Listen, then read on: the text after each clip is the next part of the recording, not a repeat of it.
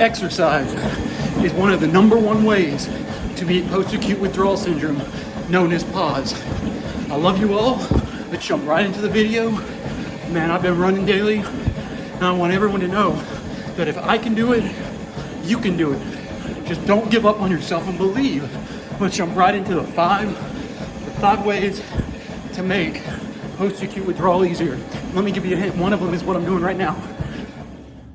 Now, before we go any further, let's just quickly review what PAWS is.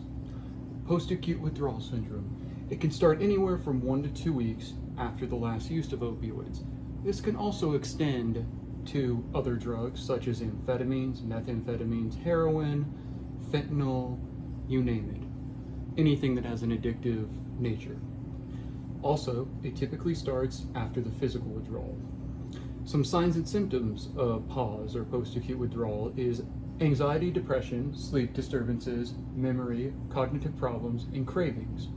There's more, but these are the most common ones I see in practice. For me, PAWS was way worse than the physical withdrawals. So I would have much rather taken the nausea, vomiting, and flu-like symptoms for two to 3 weeks than have PAWS, which can last up to a year. For me, it was around 5 to 6 months. Also, PAWS can last anywhere from, as I said, 1 month to 1 year. So with me, 6 months. 6 months. It just depends on how much you were using. Now, let's jump right on in to some of the factors, or as I say, the 5 remedies that can help assist you when going through post-acute withdrawal syndrome. The 5 remedies that assist with post-acute withdrawal, known as PAWS, are exercise, self-care, hydration, sleep, and brain power. Let's jump right on into it. And we'll go in a little bit more in depth. All right, here we go. So, number 1, exercise. Exercise promotes the acceleration of dopamine. Dopamine is a brain chemical.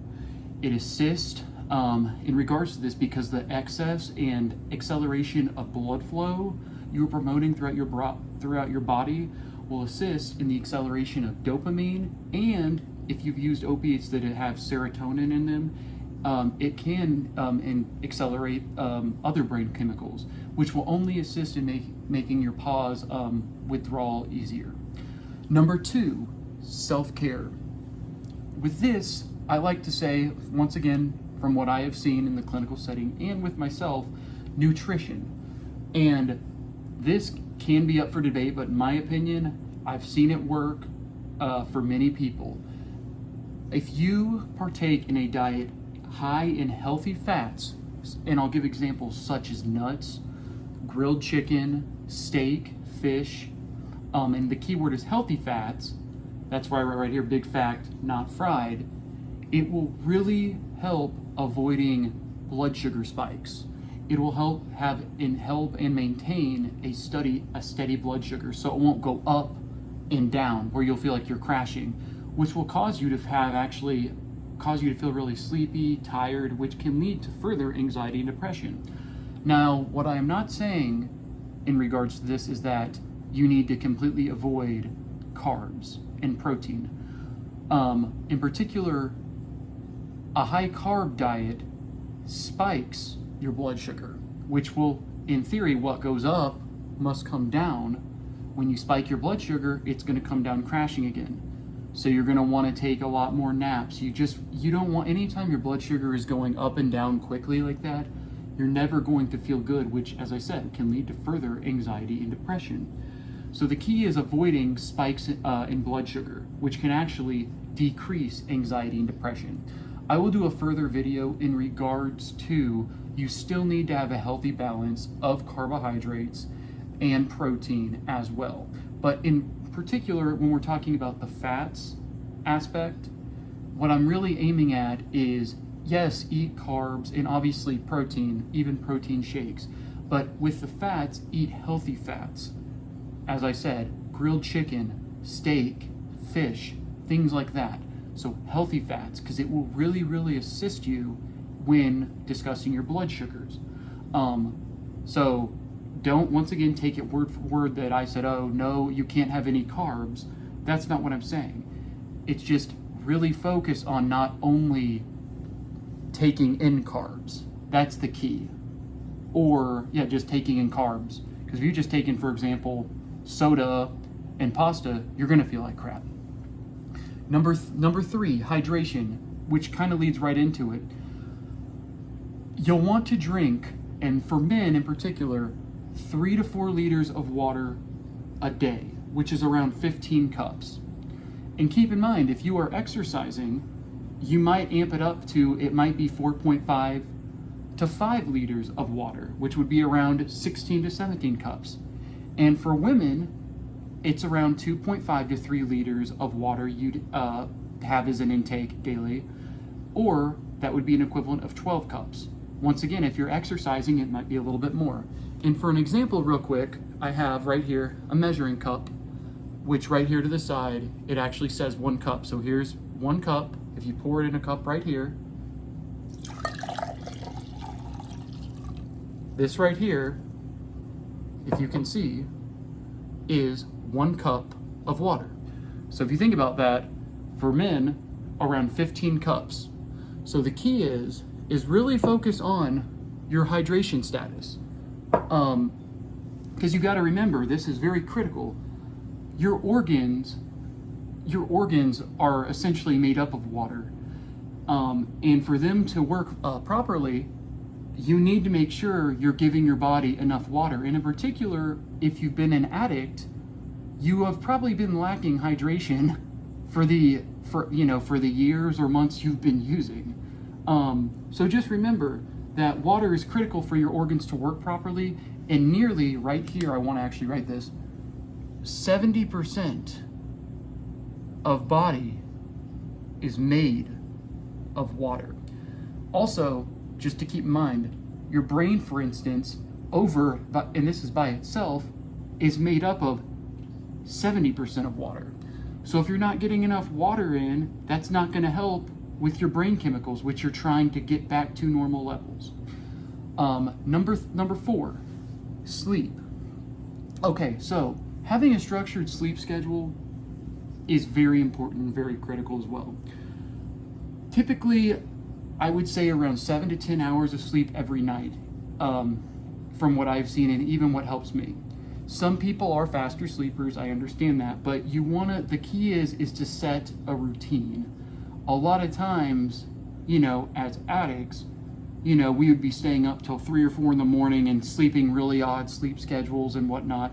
The key is staying on a structured sleeping schedule that you can maintain day in and day out, because it will, once again, really accelerate the process of the pause and getting through it.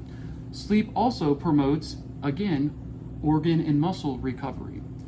So think of sleep as for example, I'll give a metaphor. Think of your car when you go in and when you're getting your oil changed. You get an oil change because if you don't go do it, your engine's not going to run properly, the oil becomes thick, and it becomes all sluggish. Think about when you're getting, and then when you get your oil change, it's refreshing and cleaning that engine. That's essentially what sleep is doing every single night. It's promoting organ and muscle recovery, which is essential for exercise as well, and it's essentially refreshing and rebooting your brain, your muscles, your heart, and all your organs, kidneys, every single night. So think that's the importance of sleep. Before I go any further, before I discuss the last one, please like and subscribe and hit that bell icon if you would to check out all the rest of my content. Number 5, brain power. This, for me, I wrote this off of experiences I've seen in the clinical setting of what patients have said, and even from my own experience. I write brain power because you want to increase your cognitive function during this time, and it can be done by challenging your inner muse, which if you're wondering what that means, that's your meaning of inspiration. So for example, when you were an addict, things you were doing, which was primarily probably focused on, when am I going to get my next fix, my next hit? When am I going to do this? Oh my gosh, I need this, this, and this. Since you're now training your brain and your body to completely put that away and learn a whole new way of life, try things that you didn't do during your addiction. For example, like many others, and what they've told me from experiences, and even for myself, reading. A lot of times, things like reading daily, that is one great thing that can really help promote your neuroplasticity of your brain, which essentially just means expanding your brain knowledge and power, and you're accessing different parts of your brain, which will really, once again, assist with the acceleration of dopamine and serotonin and norepinephrine.